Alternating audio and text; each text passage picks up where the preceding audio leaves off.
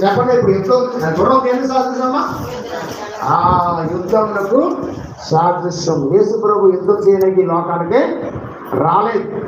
ఒకవేళ నాకు ఊరేగింపు నీకు ఏం కావాలమ్మంటే నువ్వు టకేమని చెప్పచ్చు, నాకు గుర్రం కావాలండి అంటావు, లేదా ఒంటి కావాలండి, లేదా అంబారీ ఏనుగు కావాలండి, లేదా టాపు లేని జీవి కావాలంట. కానీ ఎన్నైనా కోరుకోలేదు. అయితే గుర్రము దేనికంటే యుద్ధానికి సాదృశ్యంగా ఉన్నది, కాలు దువ్వడానికి సాదృశ్యంగా ఉన్నది. తన ప్రభుల వారు అదేం తీసుకోలేదు. అయితే గాడిద దేనికి సాదృశ్యంగా ఉంది? గాడిద దేనికి సాదృశ్యం ఉన్న దాన్ని ఈయన తీసుకున్నాడు, బరువులు మోయడానికి. ఇంకా చెప్తారా? దేనికి స్తోత్రం కలిగింది. హల్లెలూయా. దేనికి సాదృశ్యం అంట? దేనికి స్తోత్రం కలిగింది. హల్లెలూయా. జీవరత్నం గారు వెనక్కి వెళ్ళిపోతారా? వెనకాల కూర్చి ఖాళీ ఉంది, ఇంకా లేడీస్ వస్తే ఆయనకు కూర్చుంటారు. మీ మిస్సెస్ గారు రాలేదా? వచ్చుంటే బాగుండు. దేనికి స్తోత్రం కలిగింది. హల్లెలూయా. తర్వాత ఈ యొక్క గాడిద దేనికి సాదృశ్యం అంటే తగ్గింపుకు సాదృశ్యం. దేని సాదృశ్యం అంట? తగ్గింపుకు సాదృశ్యం. తగ్గింది కాబట్టి ఉంది కాబట్టి బరువులు మోస్తుంది. దేనికి స్తోత్రం కలిగింది కనుక. అందుకే గుర్రం నా కొడక, ఏను నా కొడక అని తిడతారా? గాడిద కొడక అంటారు. గుర్రం కొడక అని తిడతారా? చెప్పండి. గుర్రం కొడక, ఒంటి కొడక, ఏంటి ఏను కొడక అని తిడతారు ఎవరన్నా? గాడిద కొడక అని తిడతారు. దేనికి స్తోత్రం కలిగింది. అంటే దాన్ని అంత సులభంగా చూసే అదొక పశువు అన్నమాట. నీకైతే ఊరేగింపులో మా గాడి తెచ్చుతావంటే తీసుకుంటావా? గాడి కొనుక్కుంటావా? నువ్వు కోరుకు. దేనికి స్తోత్రం కలిగింది. యేసయ్య ఏముందంటే ఆయనలో తగ్గింపుతనము. హల్లెలూయా. యూదులు రాజుగా యెరూషలేము ప్రాంతంలో ఆయా ప్రాంతంలో జనమందరూ దండోపదండాలుగా, మన మట్టలు ఏమంటాయి? ఈత మట్టలు. మన ప్రాంతంలో దొరికేటప్పుడు ఈత మట్టలు, కానీ అక్కడే మట్టలు చెప్పాలి అందరూ, ఖర్జూరపు చెట్టు మట్టలు. హల్లెలూయా. చూసారా తెలుగు చక్కగా. మరి పొద్దున్నే వెళ్ళిపోయారు, పొద్దున్నే ఉదయమే వెళ్ళిపోయి ఏం చేశారు? చక్కగా ఆ ఈత కొమ్మలు కొట్టుకొచ్చినప్పుడు ఆ ఈత చెట్టు ఆ చుట్టూ మెత్తగా స్పాంజితో ఉండదు, అక్కడ ముళ్ళులు ఉంటాయి, అలా ముళ్ళులు గుచ్చుకునే ఉంటాయి. ఆ తుప్పల్లో దూరారు పిల్లలు,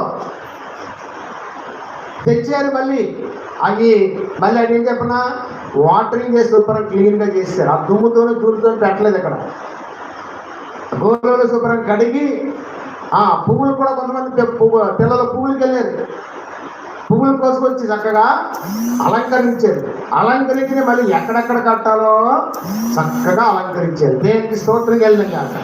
హల్లెలూయా.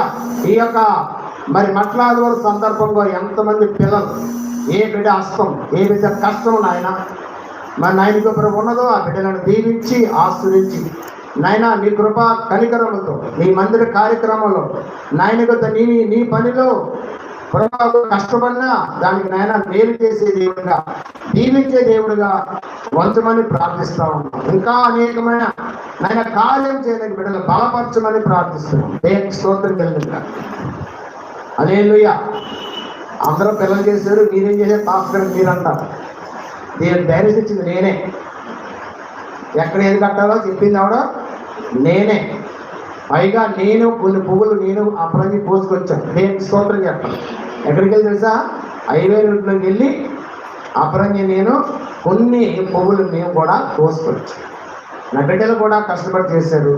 సంఘ బిడ్డల్లో కొంతమంది పిల్లలు ఎవరు చేశారా? చేయబెట్టండి పైకి మదం చెప్పేందుకు దేవుడి పని చేసినప్పటికీ ధైర్యంగా నేను చేశాను. నేను స్తోత్రం కలిగిందా.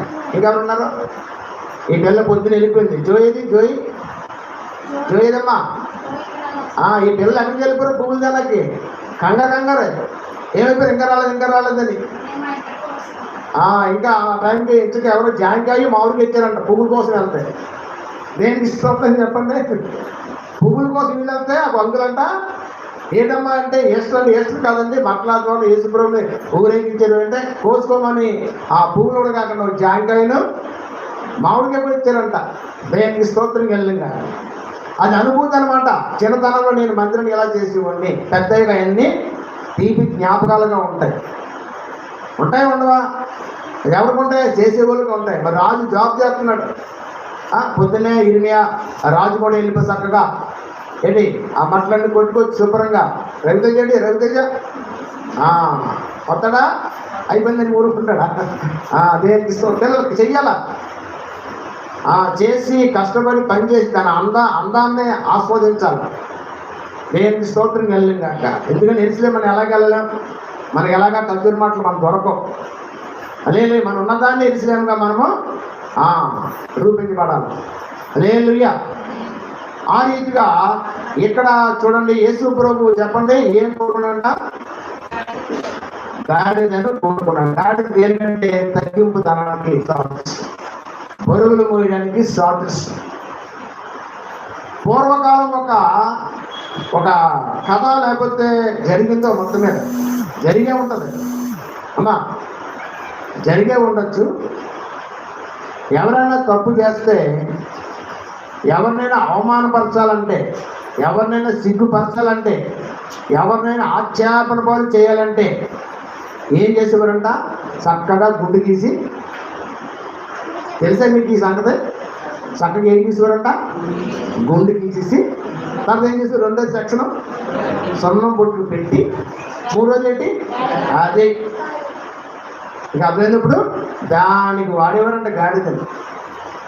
అలాంటి ఆక్షేపణకు గురైనటువంటి, అవమానానికి గురైనటువంటి ఆ యొక్క పశువుని ఎవరు కొన్నది చెప్పండి? నువ్వు నేనైతే కోరుకో, మనం కోరుకో, కానీ యేసయ్య కోరుకున్నాడు. దేవునికి స్తోత్రం కలిగినాక. హల్లెలూయా. యేసయ్యను కోరుకున్నాడు. యేసయ్యను మోసే గాడిదగా ఉంది. అక్కడ చూడండి, పెద్ద గేట్కి వెళ్ళండి, అక్కడ నీ ఎదుటిన్న గ్రామాలకు వెళ్ళండి, అక్కడ గాడిద పిల్ల కట్టబడి ఉంటుంది. అవి విప్పుకొని రండి. దేవునికి స్తోత్రంకి వెళ్ళింది. అక్కడ కట్టబడిన గాడిద ఏమని చెప్పండి? ఇప్పుడు విప్పబడింది. దానికి సంబంధం ఏంటి పాస్టర్ గారు అంటే, నువ్వు దేని విషయంలో కట్టబడి ఉన్నావు, ఏ విషయంలో కట్టబడి ఉన్నావు, ఏ విషయంలో పాపం అనే కట్టులతో ఉన్నావు, నువ్వు దోషం అనే కట్టులతో ఉన్నావు, అనారోగ్యమైన కట్టులతో ఉన్నావు, ఇబ్బందులు అనే కట్టులతో ఉన్నావు. ఆ గాడిద ఈపినప్పుడు ఎలాగైతే విడుదల పొందిందో నీవు కూడా ఎలా ఉండాలి? ఇప్పుడు కట్టబడిన గాడిదగా ఉంటావా, కట్టిన గాడిదగా ఉంటావా? చెప్పండి. కట్టబడిన గాడిదగా అలాగే ఉండిపోయావనుకో, నీ అన్నీ కూడా అలాగే ఉండిపోతాయి. నువ్వు ఎప్పుడైతే ఇవ్వబడిన గాడిద నేనే అన్నావో, నీలో ఉన్న పాప శాపాలన్నీ కూడా విడుదలైపోతే స్తోత్రం వెళ్ళిన. హల్లెలూయా. అంతేకాదు పాస్టర్ మందంగా అన్నారు, గాడిద దేని స్తోత్రం అంటే బరువులు మోసేదానికి సాదృశ్యం. కరెక్టే. కానీ ఇప్పుడు ఏ బరువు అయినా ముందుకు వచ్చింది? ఇదివరకు ఊరు బరువులన్నీ ఆ మోసే గాడిద. కానీ ఈ గాడిద ఏంటంటే ప్రత్యేకత ఏంటంటే ఎప్పుడు ఏ బరువు మోయలేని గాడిద. దేనికి స్తోత్రం కలిగిన. ఏ బరువులు మోయలేని గాడిద. అది యేసయ్యను మోసే గాడిదగా ఉంది. యేసయ్య మోసే గాడిదగా ఉంది కాబట్టి ఏమన్నా ఇలువలేని అమ్మా గాడిదకు, ఏమా మంచి లేని గాడిదకు ఈరోజు ఏమైందంట? ఘనహీనమైన గాడిదకు ఘనముగా మార్చబడ్డ. దేనికి స్తోత్రం చెప్పండి. ఇప్పుడు నీవు యేసయ్యని మోస్తున్నప్పుడు, యేసయ్యని మోస్తున్నప్పుడు, యేసయ్యని అనుసరిస్తున్నప్పుడు, యేసయ్యని వెంబడిస్తున్నప్పుడు నీకు ఒక ఘనత వస్తుంది. అంతకుముందు ఘనత లేదు మనకి. అంతకుముందు అందరం కూడా కట్టబడిన గాడిదలమే. యేసయ్య నమ్ముకున్నాక ఏమయ్యాం? విప్పబడిన గాడిదలుగా ఉన్నాం. అప్పుడు మనకి ఘనత లేదు. ఇప్పుడు మనకి ఏముందంట? యేసయ్యని బట్టి ఏముంది మనకి? ఘనత. దేనికి స్తోత్రం కలిగింది. ఎక్కడ ఉంటుందా ఘనత? నీ ప్రవర్తనలో ఉంటుందా ఘనత? ఎక్కడ ఉంటుంది? నీ మర్యాదలో ఉంటుంది, నీ మాటలో, నీ చూపులో, నీ ప్రవర్తనలో. ఆ ఘనతను అనేకులకు నీవు చూపించాలి. దేవునికి స్తోత్రం కలిగిందా. హల్లెలూయా. ఇక్కడ ఈ కట్టబడిన గాడిద చెప్పండి విప్పబడింది, యేసయ్యను మోసే గాడిదలో ఉంది. ఒక మరి ఘనహీనంగా ఉన్న గాడిద నిమిత్తం చెప్పండి ఘనముగా ఎంచబడ్డారు. ఖర్జూరు మంటలు, చెట్లు కొమ్మలు, ఇంకా దారి పొడిగిన వస్త్రాలతో అలంకరించబడదు. దేవునికి స్తోత్రం కలిగాక. హల్లెలూయా. ఇక్కడ యేసు ప్రభు వారు వస్తున్నప్పుడు యెరూషలేముకి, యేసు ప్రభు వచ్చిన ప్రాంతానికి బేతనియా, బేతనియా యెరూషలేము. ఈ బేతనియా నుండి యెరూషలేము లోపలికి వెళ్ళాలి. యెరూషలేము లోపలికి వెళ్ళడానికి అక్కడ ఏమన్నది 3 కిలోమీటర్ల దూరం అంట. ఎన్నమ్మా? 3 కిలోమీటర్ల దూరంగా ఉంది. యేసుప్రభు వస్తూ ఉన్నారు. యేసుప్రభు వస్తూ ఉన్నారని అనేక మంది ఆ యూదులైన వారు ఆ ప్రాంతం ఈ ప్రాంతం నుంచి అక్కడికి రావాలి. ఎందుకంటే అది పస్కా పండుగ. ఏ పండుగ అండి? పస్కా పండుగ. పస్కా పశువు వధించబడిన రోజు. ఎప్పుడు జరిగింది ఇది? ఐగుప్తు దేశంలో ఇశ్రాయేల్ ప్రజలను ఆ రాజు పంపకపోతే ఆఖరికి దేవుడు ఏం చేశాడంటే సంహారపు దూత, చెప్పండి సంహారపు దూత సంహరించుకుని పోద్ది. పెద్ద కత్తి ఉండదు ఆ దూత దగ్గర, సంహరించుకుని పోద్ది. ఆ రాత్రి దేవుడు ఏం చెప్పాడంటే గొర్రె పిల్లను వధించి ఆ రక్తము మీ యొక్క గృహాల మీద వేసుకోండి, ద్వారబంధాల మీద వేసుకోండి. ఏ రక్తము ఏ గృహం మీద లేకపోతే సంహారతో ఏం చేద్దంట? సంహరించద్ది అని చెప్పినప్పుడు ఐగుప్తు దేశంలోను హాయిపురంలోను ఉన్నటువంటి ఇశ్రాయేల్ ప్రజలు ఏం చేశారంట? పస్కాను వధించారు. దేవునికి స్తోత్రం కలిగిందా. గొర్రె పిల్లని వధించడము, ఆ రక్తం ఏం చేయాలంట? గడప కొమ్మల మీద ఆ పైన ఆ రక్తం చల్లినప్పుడు ఈ సంహారతో ఏం చేసిందని చెప్పండి? ఐగుప్తులో ఉన్న ప్రతి తొలిసూరు మగ పిల్లలు ఏం చేసిందంట? హతం చేసింది. కానీ ఇశ్రాయేల్ పిల్లలు ఎవరిని కూడా హతం చేయకుండా వినపడదు. పస్కా పసుపు. దేవునికి స్తోత్రం కలిగిందా. హల్లెలూయా. ఆనాడు ఆ ప్రాంతం అంతా రక్తంతో చిందించబడ్డది. ఈనాడు పస్కా పసుపు ఎవరంటే చెప్పండి? దీని తర్వాత ఆయన పశువు అయిపోతాడు. వధుకు తేబడిన గొర్రె పిల్ల ఇక్కడి నుంచి ఆయనకి శిలువ మరణానికి తీసుకెళ్ళిపోతారు. అది చివరి ప్రయాణం అంట. ఏ ప్రయాణం అంట? యేసు ప్రభు వారు చివరి అంతిమ యాత్ర, చివరి ప్రయాణము, విజయోత్సవము. దావీదు కుమారునకు జయము జయము. దేవునికి స్తోత్రం కలిగిందా. యేసు ప్రభుని అంతలాగా మన లోక లక్షకుడని, లేకపోతే పాపాలు పరిహరించేవాడని, నశించిన దానిని వెతికి రక్షించుటకు మనుష్య కుమారుడి లోకానికి వచ్చాయని గుర్తించి వాళ్ళకు సంతోషంతో ప్రభువుని ఆరాధిస్తే అక్కడున్న కొంతమంది ఏం చేస్తారంట? ఏంటి పిల్లలేంటి ఇలా అడుగుతున్నారో ఆ అరుపులు మాన్పంటే యేసు ప్రభు వారు ఏమన్నారంటే ఈ వీరు ఓరకుండి నీడల చెప్తలేదు, వాళ్ళు అడ్జస్ట్ పెడతారంట. ఈ కేకలు ఏంటి అంటే ఆ ఓసన్న జయము జయం అంటే ఆ మాటలకి జీర్ణించలేకపోతున్నారంట. ఈయనకి ఓసన్న చెప్పడం ఏంటి, ఈయనకి జయమని చెప్పడం ఏంటి అని ఒక విధమైన బాధ వచ్చేసి వారు ఆ యొక్క జయస్థాన్ని ఊరేగింపిన ఆఫ్ చేయడానికి ఆటంకపరుస్తూ ఎందుకు అలా జరుపుతున్నారో వాళ్ళని ఊరుకోమని చెప్పు అన్నాడు ఆ కొంతమంది ప్రజలు. అప్పుడు యేసుప్రభు ఏమన్నాడమ్మా? వీరు ఓరకుండిన ఎడల రాళ్ళు కేకలు. మరొక ప్రాంతంలో మరొక గ్రంథాలు ఏమంటుందంట? వీళ్ళు ఊరుకుంటే ఈ స్టోన్ ఫైర్ అవుతాయని చెప్పాడంట. స్టోన్ అంటే చెప్పండి, స్టోన్ అంటే రాళ్ళు, ఫైర్ అంటే ఈ రాళ్ళ నుంచి మంటలు వస్తాయని చెప్పాడంట. దేవునికి స్తోత్రం కలిగిందా. రాళ్ళు అరుగుతాయి అనే మాటతోటి ఇంకొకటి రాళ్ళలోంచి మంటలు వస్తాయని ఎవరు ఉంటాడు అక్కడ చెప్పండి? ఏమో అలా నుంచి అక్కడ ఆ రాయి మళ్ళీపోతుంది. ఇంకెందుకు అక్కడి నుంచి పరుగు, ఇంకొకటి కింద. ఎక్కడున్న రాళ్ళు అక్కడే మండిపోతాయి. ప్రజలను ఆఫ్ చేస్తే రాళ్ళు కేకలేస్తాయి. దేవునికి స్తోత్రం కలుగును గాక. హల్లెలూయా. ఆ రీతిగా రెండవదిగా ఖర్జూరపు మట్ట. చెప్పండి. మొదటగా చెప్పండి. వాహనం ఏ వాహనము? ఘనమైన వాహనమా, ఘనహీనమైన వాహనమా? ఘనమైన వాహనం, ఘనహీనమైన వాహనం నీవైతే, యేసయ్యన మోసే వాహనంగా నీవుంటే, నీలో ఉన్న ఘనహీనత పోయి దేవుని ఏమిస్తాడు? నీకు ఘనపరుస్తాడు. కట్టబడిన గాడిద, విప్పబడిన గాడిద? చెప్పండి. కట్టబడిన గాడిద కొంటే మనలో ఉన్న పాపదోషాలన్నీ కూడా కట్టే ఉంటాయి. విప్పబడిన గాడిదగా ఉండి ఏది దగ్గరికి వచ్చాక మనలో ఉన్న పాప శాపాలన్నీ కూడా హఠాపంచులైపోతాయి. దేవునికి స్తోత్రం కలిగింది. హల్లెలూయా. తర్వాత ఏంటమ్మా? ఖర్జూర మట్ట. దేవునికి స్తోత్రం కలిగింది. హల్లెలూయా. ఖర్జూర చెట్టు అంటాం మనం, ఖర్జూర మట్టలు. దీన్ని హీబ్రీ పదములో అక్కడ ఈ ఖర్జూర చెట్టుకి మరో పేరు ఉంటుంది, తామర వృక్షం. చెప్పండి. తామర వృక్షం. దేవునికి స్తోత్రం కలిగింది. ఈ తామర వృక్షము ఎందుకంటే అది ఖర్జూరము సౌందర్యానికి సాదృశ్యం. చెప్పండి. ఖర్జూరము సౌందర్యానికి సాదృశ్యం. కీర్తన గ్రంథం 92:12 చదివితే అక్కడ ఒక మొక్క ఉంటుంది చూడండి. 92:12 నీతిమంతులు ఖర్జూర వృక్షములే మొవ్వు వేయుదురు. దేనికి స్తోత్రం కలిగింది. మొవ్వు ఆగిపోయే విధానం దానికి ఉంటుంది, కానీ ఎప్పుడు కూడా మొవ్వు వేస్తానే ఉంటుంది. దేనికి స్తోత్రం కలిగింది.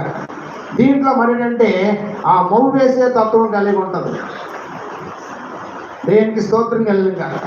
రెండోదిగా చూస్తే ఖర్జూరము చెట్టు చెప్పండి సౌందర్యానికి సాదృశ్యం, అందానికి సాదృశ్యం. దేనికి స్తోత్రం కలిగింది కాక. అది తామారు అంటే అందము లేదా సౌందర్యము.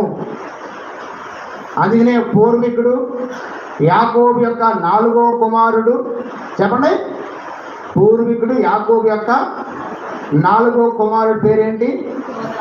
అందరూ చెప్పండి. 4వ కొడుకు పేరు యోధా. ఆయనకి 3 కుమారులు. ఎంతమంది అంట? మనం చెప్పుకున్నాం కదా ఏమ్మా. ఒకటి పెళ్ళి అయింది, అది 7 అన్నదమ్ములు. ఎంతమంది? మొదటివాడు పెళ్లి చేసుకున్నాడు, ఆడ పిల్లలు లేకుండా చనిపోయాడు. రెండోవాడు చేసుకున్నాడు, ఎవరినే? ఆయమ్మనే, ఆయన చనిపోయాడు. మూడోవాడు చేసుకున్నాడు, ఆయన చనిపోయాడు. నాలుగోడు చేసుకున్నాడు, చనిపోయాడు. ఐదోడు చేసుకున్నాడు, చనిపోయాడు. ఆరోడు చేసుకున్నాడు, చనిపోయాడు. ఏడోవాడు కూడా ఆ అమ్మాయినే చేసుకున్నాడు, చనిపోయాడు. కానీ 7గురు ఎవరికైనా పిల్లలు పుట్టారా? పిల్లలు లేరు. తర్వాత ఆవిడ ఏం చేసింది? నేను మాత్రం ఏం చేస్తాను, నేను కూడా వచ్చేదని ఆవిడ కూడా దేనికి స్తోత్రం కలిగింది. దీనికి కొత్త నిబంధన ఉన్న ఈ యొక్క దానికి సాదృశ్యంగా ఆది కాండము యోధ జీవితంలో మనకు వస్తే యోధ ఎంతమంది కొడుకులు చెప్పండి. ఇది చెప్పేది వేయాల 3 కుమారులు. ఆ 3 కుమారులకి సౌందర్యవతి అయిన కోడలు కావాలని ఎవరు చేసిన పెళ్లి? తామారు చేసి. దేనికి స్తోత్రం చెప్పాలి. తామారు అంటే ఖర్జూరము. చెప్పాలా? తామారు అంటే ఖర్జూరం.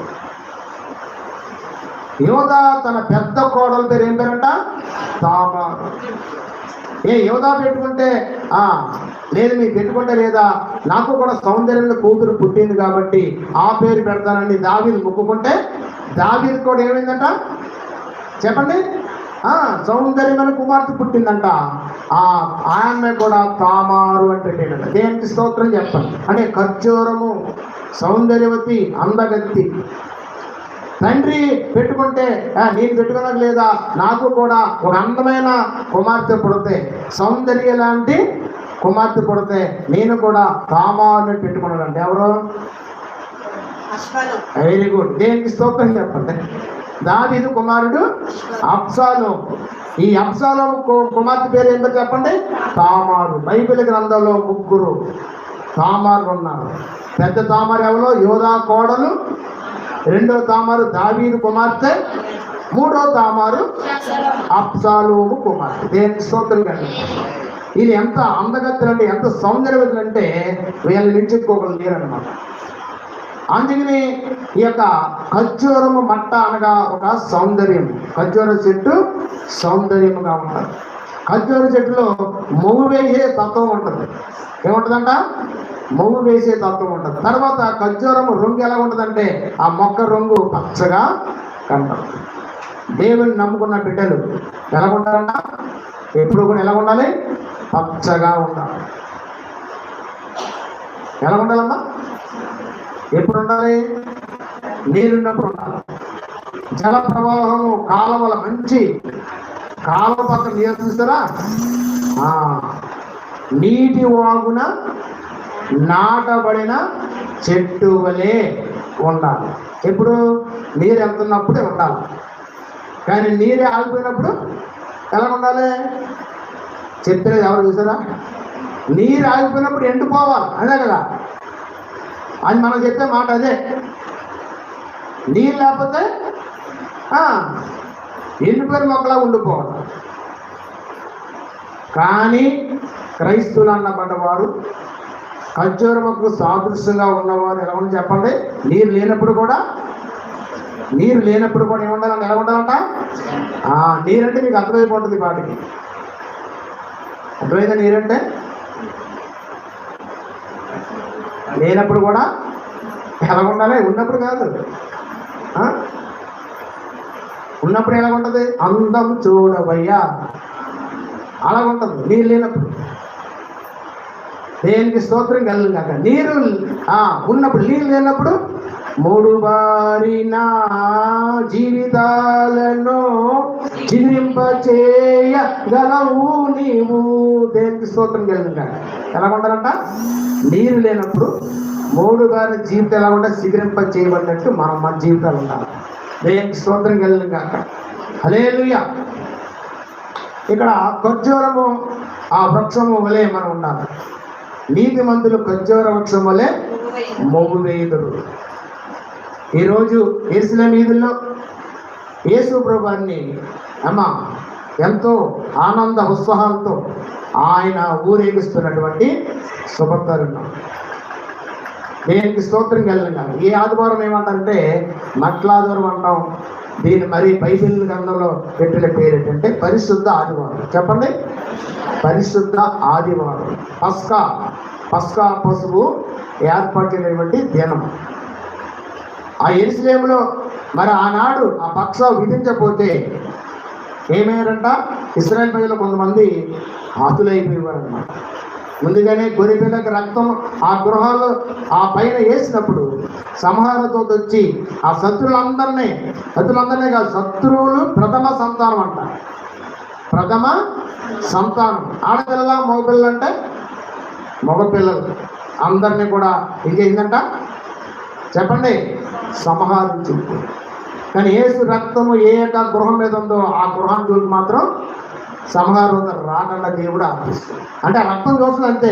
ఆ రక్తము యేసు రక్తంలో కడగబడినటువంటి ఈ కుటుంబం నేను రాకూడదని వెనక్కి వెళ్ళిపోతాను. అదమ్మా అని అడక్కలేదు. దేవునికి స్తోత్రం కలిగిందా? హల్లెలూయా. ఎలా ఉండాలంటే నువ్వు నీ జీవితం నా జీవితం యేసు ప్రభువు చెప్పండి ఈరోజు దేని కోరుకున్నాడు? ఊరేగింపు కోసం చెప్పండి. అంబారి ఈనుగా, లేకపోతే గుర్రాల, ఒంటిలా చెప్పండి. దేనికి స్తోత్రం కలిగిందా? గాడిదను, ఘనహీనమైనటువంటి గాడిదను ఆయన ఎంచుకున్నాడు. దేనికి స్తోత్రం కలిగిందా? ఆయనలో ఎంత తగ్గింపుతనం ఉందో మనం అందరూ కూడా ఒకసారి జ్ఞాపకం చేసుకోవాలి. ఆయన కావాలంటే చాలా వస్తాయి, కానీ దానికి ముందుగా ఏమొచ్చిందంట? ప్రవచనం రాయబడ్డది. కన్య అయినా చెప్పండి, ఆమె ఒక కుమారుని కంటాడు, ఆయనకు ఇమ్మానుయేలు అని పేరు పెడుతుంది. దేనికి స్తోత్రం కలిగిందా? కన్యక కుమారుని కంటది, ఆయనకి యేసు అని పేరు పెడుతుంది. ముందుగా యేసు ప్రభు పుట్టకముందే ఆయన గురించి భక్తులు రాశారు, దేవుడు రాశారు.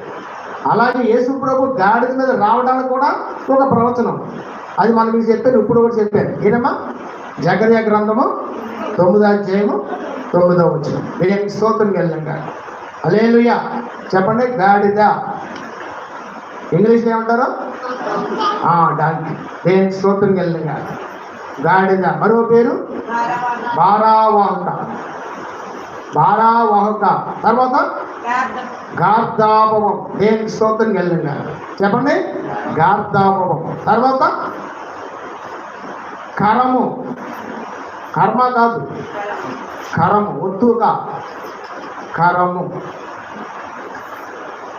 పూర్వం ఒక సామెత ఉండేది,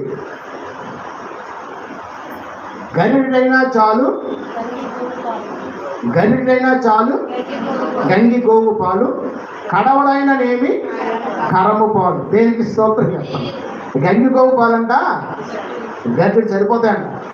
కడవలతో ఉన్నటువంటి కరం అంటే కడవడైనా ఇది గాడిద పాలు. దేని ముందు ఎందుకు పనిచేయడం ఒక సామెత. అది ఏమని చెప్పండి, తిరగబడదు. దేనికి స్తోత్రం చెప్పండి. హల్లెలూయా. ఇప్పుడు స్పూన్ పాలు కంటే ఈ గరిటె పాలు కాదు, ఇప్పుడు స్పూన్కి పాలే ఎక్కువగా ఖరీదుగా ఉన్నాయి. అంత విలువ వచ్చింది ఆ గాడిద. దేనికి స్తోత్రం కలిగిన ఏం చేయాలి? ఇప్పుడు యేసయ్య కోసం ఇప్పబడిన గాడిదగా ఉండాలి. చెప్పండి, యేసయ్య కోసం ఇప్పబడిన గాడిదగా ఉండాలి. యేసయ్య కోసం మాటలు పడే గాడిదగా ఉండాలి. యేసయ్య మోసే గాడిదగా ఉండాలి. యేసయ్యను వెంబడించే గాడిదగా ఉండాలి.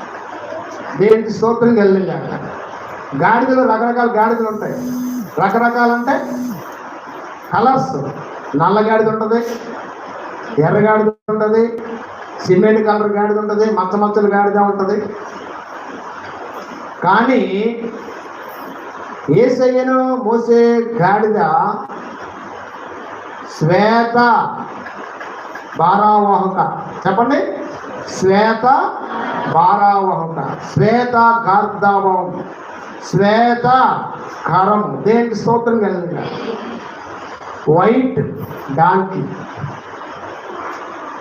యేసయ్యను మోసిన గాడిదంట తెల్లని గాడిద, తెలుపు రంగు గాడిద. శ్వేత నాగు అని తెలుసా మీకు? చూసారా శ్వేత నాగుని? శ్వేత నాగు అంటే అర్థమేటమ్మా తెలుగులో? నా ఎంట్లో వేసారు. శ్వేత నాగు అంటే చెప్పండి, తెల్ల త్రాసు. దేనికి స్తోత్రం కలిగింది. శ్వేత అంటే తెలుపు. యేసు ప్రభుని వాడుకున్నటువంటి మోసిన గాడిద కూడా తెలుపు.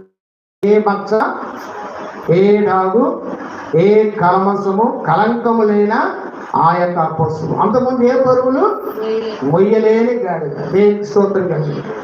హల్లెలూయా. యేసయ్య కోసం యెరూషలేము వీధుల్లో ఎక్కడో తుప్పల్లోనూ డొంకల్లోనూ తిరిగే గాడి ఎక్కడికి వచ్చినప్పుడు యెరూషలేము వీధుల్లోకి వచ్చింది. దేనికి స్తోత్రం కలిగింది. ఒకప్పుడు నీకు నాకు గుర్తింపు గట్టాలు లేదేమో, యేసయ్య నమ్ముకున్నా నీకు నాకు కూడా దేవుడు గుర్తింపు ఇచ్చాడు. తన ప్రజలుగా, తన బిడ్డలుగా మనం ముందుకి నడిపిస్తూ ఉన్నాం. దేనికి స్తోత్రం కలిగాక. హల్లెలూయా. చెప్పండి, ఈరోజు మట్టల ఆదివారము. దీన్ని పరిశుద్ధ ఆదివారము. దీన్ని యేసు ప్రభు వారిని యెరూషలేము వీధుల్లో మా రాజుగా ఉత్సవ ధ్వనులతో ఊరేగిస్తూ ఆయన వస్తున్న శుభతరుణం. దేనికి స్తోత్రం కలిగాక. హల్లెలూయా. హోసన్నా జయం, హోసన్నా జయము జయము. దావీదు కుమారునకు జయము, దావీదు కుమారునకు జయము. జయ పైకిత్తడు ఎవరు? ఆ చేతి వస్తున్నారు మీరు? నువ్వు ఎత్తుకోరా? నువ్వు ఎత్తు అన్నా. దావీదు కుమారునికి, దావీదు కుమారునికి హోసన్నా. స్తోత్రం కలిగాక.